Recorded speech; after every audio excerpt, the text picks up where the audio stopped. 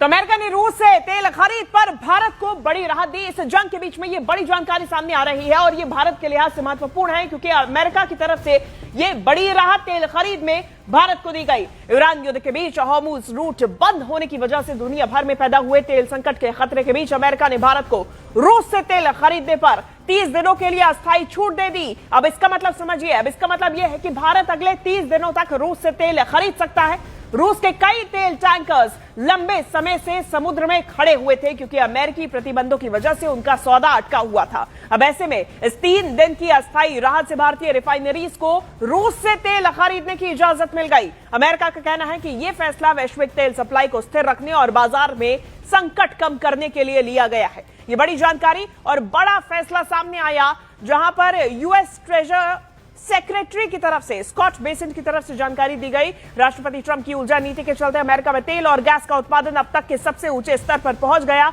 और ये भी उनकी तरफ से जानकारी दी गई। भारत को ये बड़ी राहत दी गई।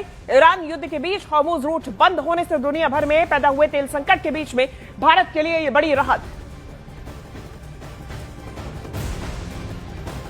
और ईरान अमेरिका जंग के बीच में हॉर्मुज जल डमरू मध्य का रूट बंद होने से दुनिया की तेल सप्लाई पर बड़ा खतरा मंडरा रहा है। अब इस रास्ते से दुनिया को करीब 20% तेल मिलता है, आप समझिए, जबकि भारत को, चीन को 85% तेल इसी रूट से आता है। अब ऐसे में रिपोर्ट्स के मुताबिक भारत में इस वक्त सिर्फ 25 दिनों का क्रूड ऑयल स्टॉक बचा हुआ है और अगर सप्लाई लंबे समय तक रुकी तो देश में तेल संकट गहरा सकता है। अब इसी खतरे को देखते हुए डोनाल्ड ट्रंप ने भारत को राहत देने का फैसला लिया। ये बड़ा फैसला लिया, ये जानकारी सामने आई क्योंकि ये जो रूट है ये बंद होने की वजह से भारत में जो 25 दिन का क्रूड ऑयल बचा है वो अब लास्ट स्टेज पर है। 25 दिन के बाद में भारत में तेल खतरा मंडरा सकता है और इसीलिए भारत को ये बड़ी छूट।